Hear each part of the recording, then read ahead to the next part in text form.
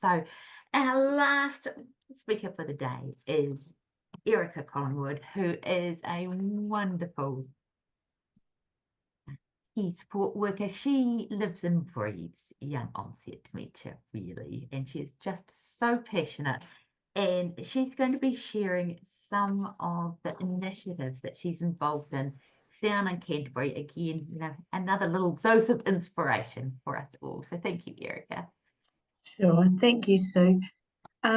Yes, my name's Erica Collingwood. I'm the Younger Onset Dementia Advisor at Dementia Canterbury. Kia ora toto. I'm going to talk this morning about supporting people living with a younger onset dementia diagnosis and their whānau in the community. Dementia Canterbury exists to support people and their whānau to continue to live fulfilling lives following the Mati Wareware dementia diagnosis. Our team provides free, community-based and specialised support services across Canterbury and the West Coast regions, and we're a long-standing not-for-profit organisation supported by the community. In 2022, we moved into our purpose-built Braintree building, the Braintree. My background is in speech and language therapy, and my present is in walking alongside people given a diagnosis of younger onset dementia under the age of 65 years. And these people, they've come from vibrant, contributing and connected lives into a space of many unknowns following a diagnosis. They never saw it coming, and a diagnosis that few understand in the setting of this age group. So what are those unique challenges of living with a diagnosis of younger onset dementia? We've spoken a bit about that this morning already, but universally there is a sense of loss and change associated with this diagnosis, leading to negative emotions, stress, social isolation and uncertainty. For clients, this can mean changes in self-esteem and a sense of self, a loss of purpose and value, a loss of connectedness, and a gap in age-appropriate services, as we've noted, can exacerbate all of these. For whānau, often a diagnosis can be long and a stressful time, and a diagnosis can also include dementias that involve personality changes, and we know this can lead to relationship strain. Care partners are often juggling their own jobs, reduced income, parenting children, and caring for ageing parents. Here is a clip from one of our carers. It was a real shock because in January he's told he's got a mild cognitive impairment, which you can have for all your life, and then suddenly just a few months later he's been told that he's got probably Alzheimer's disease, and so of course I just kind of burst into tears because it was just such a shock. And then we had the whole process of, he was working 46 hours a week on a construction site. We thought, how did this happen? Basically, never ever thought that it would ever happen.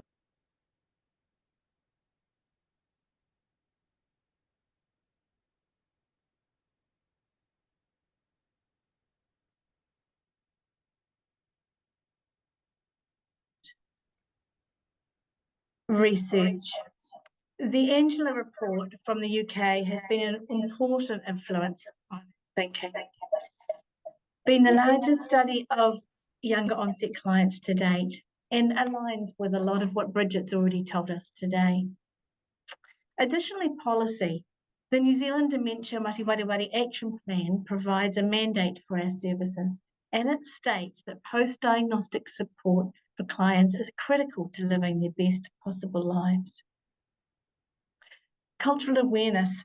When supporting tangata whenua, clients have opportunity to engage with our Te Rapa Manaaki, Mati Wareware group and our Māori CSP groups. And listening. Our Younger Onset program is informed by the lived experiences of people living with dementia and their supporters. Focus groups, surveys with caregivers and a hui with tangata whenua all gave us ears to their voices.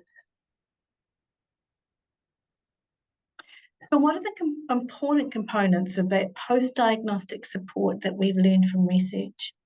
Firstly, that focus on living well. Providing information and support leads to managing issues that arise. Fostering social contact to offset social isolation and support to mitigate those negative emotions that we just listed. Also, provision of a multimodal program. And this includes access to a named community support person, personal and emotional support, including peer-to-peer, as well as cognitive stimulation and exercise. And addressing that independence and togetherness. When younger onset clients spend time together, it can lead to a sense of normality and independence. And when supporters spend time together, it can lead to frank sharing and support. How do we gather all this information into a creation of our younger onset program? Oh, I've missed a couple of slides, sorry. So when we listened, what did we hear that led to our key aims? Clients said, we want to be ourselves. We want to be connected. We want to stay positive and we want to feel fulfilled. Here's a video clip of one of our clients.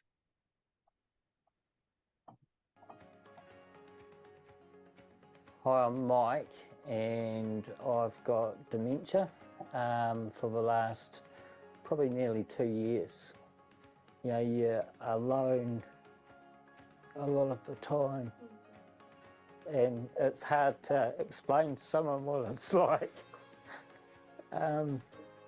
But, you know, everyone in the group understands, knowing that you're with other people who are in the same position and understanding it. Because really, you know, I'm sitting at home and it's me without anyone else who understands really. You know, my wife has got some understanding obviously, but she hasn't got dementia.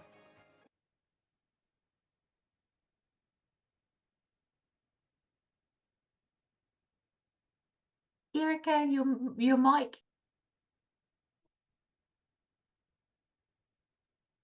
Is that better? Yep. Great, thank you. So what did Whānau tell us? They said we want to be confident in our caring with tailored information. We want to be connected. We need to find balance with time to recharge, and we need to trust that staff are person-centred. How do we gather all this information into the creation of a younger onset program? In response, we created a younger onset dementia advisor role, providing access to direct younger onset support for client and carer. This began attendance at the Cognitive Disorders Clinic at the Neurology Outpatients in Christchurch. And this was to streamline our service delivery from point of diagnosis. This has been so great because it's led to informed referral process and connection with client and family, and in turn led to a reduced stress and reduced post-diagnostic isolation. A tailored response, really.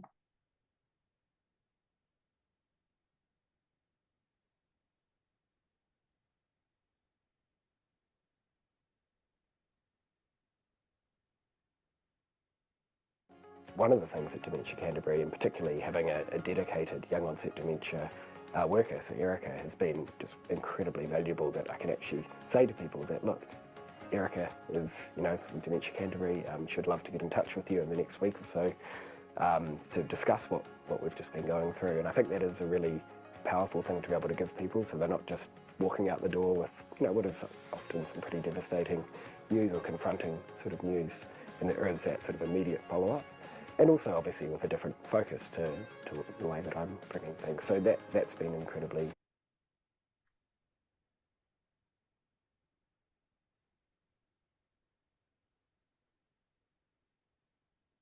We know that psychosocial education can reduce stress and help supporters connect more with their role.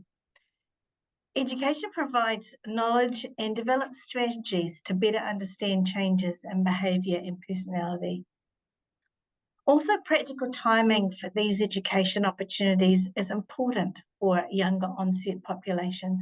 And so we've developed a regular lunch and learn session for carers on a Saturday from 10 to 1. The format is a 2-hour specialist workshop and presentation on relevant topics, such as communication changes, supporting grief and loss, managing carer stress, legal matters, navigating the system, all with the perspective of caring for younger onset family member or friend. Lunch is then served and providing further opportunity for discussion and processing information, connecting and networking, and of course support.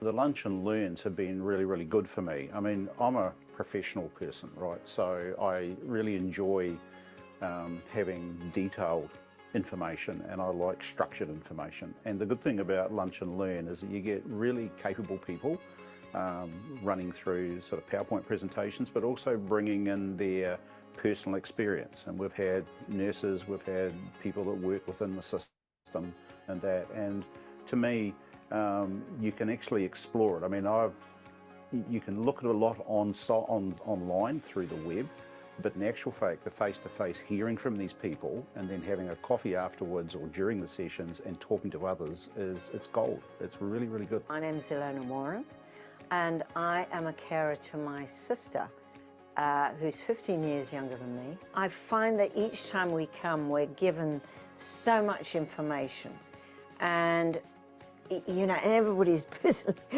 writing their notes and scribbling it all down.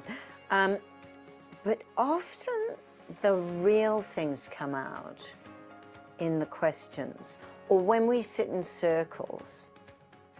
I've learned some really interesting hints by sitting in a circle with other people.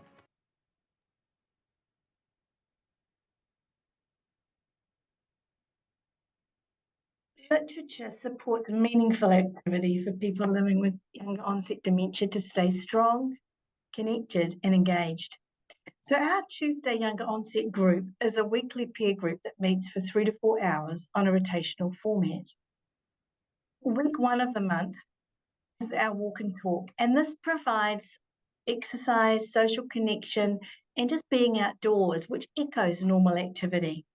There's always a coffee stop at a cafe, and a trip together in the van adds to that social connection. Mind and Music at base in week 2 of the month is a longer cognitive stimulation program, including lunch. There's a focus on sparking memories and reliving experiences, while music helps strengthen a person's cultural identity. It is also a shared emotional experience, and that results sometimes in some impromptu dances and sing-alongs. Out and about, offsetting that social isolation and a drop in confidence to go somewhere new or alone, these sessions invite an expansion of world and social connection and another chance to feel normal. In Mind and Movement, we know regular movement supports cognitive health, and this 4th session of the month uses a combination of movement, music, and cognitive stimulation to positively support cognition.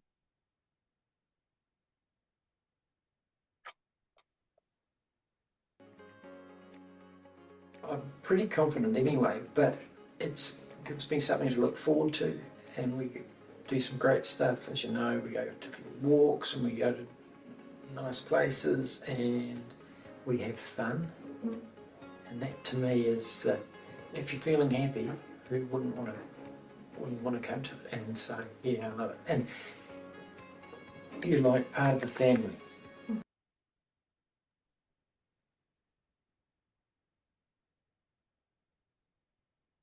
Research shows that physical exercise can help maintain those functional abilities and, of course, psychological well-being. A structured exercise program can encourage and support engagement. Our 1 hour fortnightly Energise and Exercise group run by a qualified exercise trainer ensures a balance of aerobic, strength resistance, flexibility and balance. And recent measures have actually shown an unexpected improvement beyond maintenance in these areas for clients attending over a period of months. Also, our monthly Younger Onset walking group for those with younger onset dementia is another opportunity for gentle exercise and socialisation.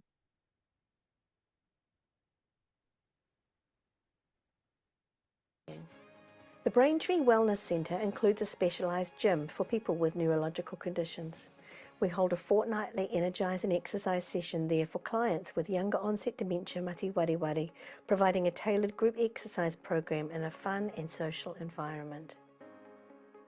Every 2 weeks I go to the Younger Onset gym group, really having an improvement in my balance and also clarity of my mind as well a wee bit. Just getting that exercise really makes a difference for me.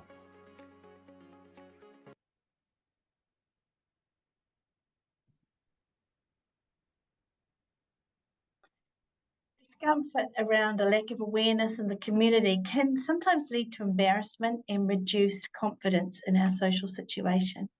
And this can lead to social isolations and loneliness. Our fortnightly Younger Onset Cafe gives opportunities for younger onset people with dementia and their whānau to attend in an informal setting. This reinforces social connection and that sense of acceptance and normality. Our bi-monthly Saturday socials are for all clients, younger onset clients and their families, and include events such as garden tours, petanque, Air Force Museum tours, and other attractions.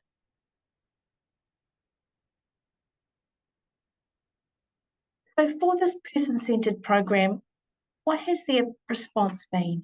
Returning to those key aims that clients told us to be themselves, to be connected, to be positive, and to be fulfilled.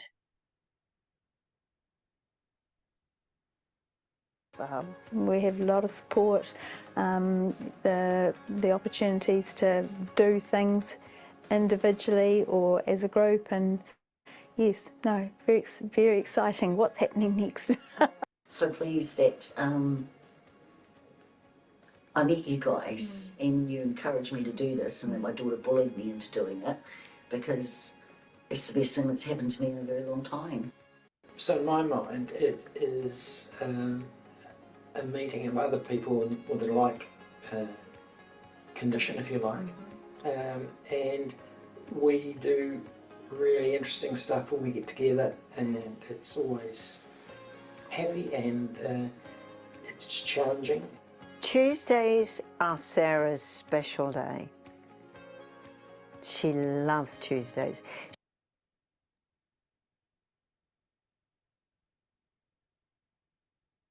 What about whānau? What have they said in their feedback? I love getting all this information, different ideas. I have lots to take away and think about. Another said, connecting with others in a similar situation and knowing others have similar stories is wonderful. And another family member said, I see more of Mum's old self than any other time in the week.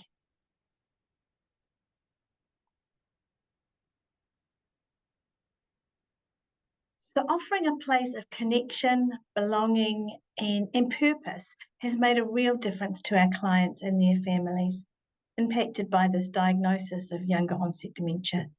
Allow me to finish with this final look at our program.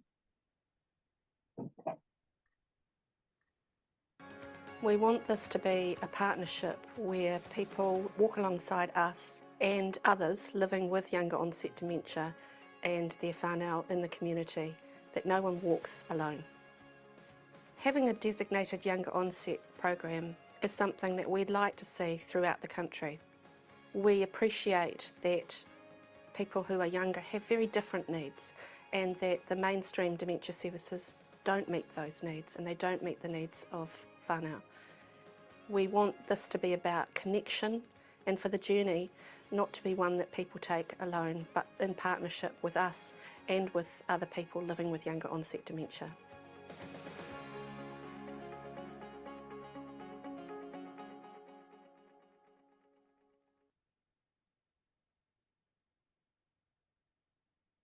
Thank you. Oh, Erica and Daryl, just thank you so much. You've blown people away. Aki says that you've just about brought her to tears. You should be so proud. And people are just like, well, okay, yes, we need this all through New Zealand. So one of the questions, again, those practical questions, is about how is this, as Zara says, amazing, inspiring work. How have you actually managed to get this off the ground? Where does your funding come from? I might allow Daryl to answer that question. So I have to say, like most things in a not-for-profit, we didn't have any money, but we had a passion.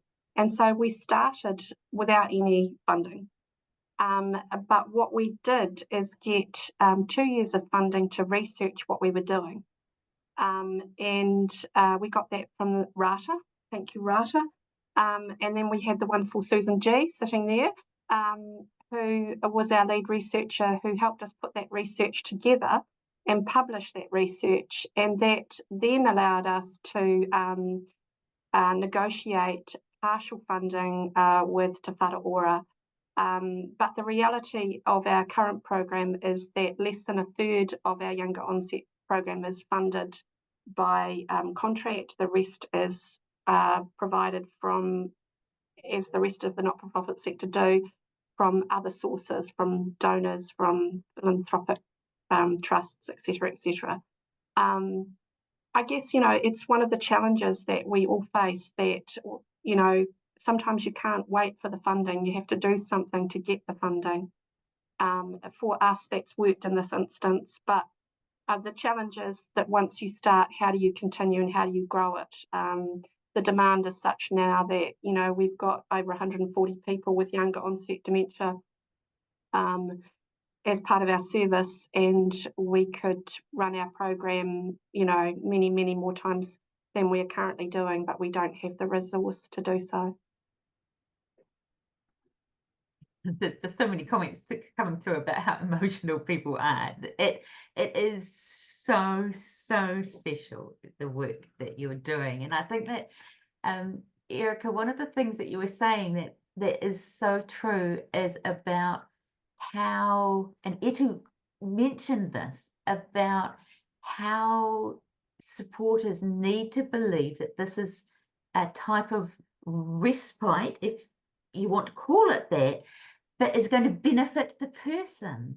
And so that you've got that total faith that this is a time that the person's going to thrive in, and how different that feels for people, which is, you've got a waiting list rather than, people being doubtful about this kind of a respite opportunity. Yeah. And Erica, just one of the things before we just hand over to Teresa to bring us to a close, we saw a little snip there of Campbell Lecuron, and it mentioned about how you're integrated into his practice. And I wondered if you would just like to explain that a little more to people, because that's another very special thing in terms of young onset dementia. Sure, yeah, it's a great partnership, really. We had the opportunity to attend the Cognitive Disorders Clinic, and that clinic is a clinic specifically focused on diagnosis and support of clients under the age of 65 who are presenting with cognitive change. And so Campbell has invited me as the younger onset dementia advisor to come as often as I can, really, but presently it's once a month I attend the clinic there, and that's a 4-hour clinic where clients who've been referred from GP practices with neurological changes and cognitive change are then assessed by Campbell for what comes next, really, whether that's a younger onset dementia diagnosis or whether there's some other pathology behind the changes.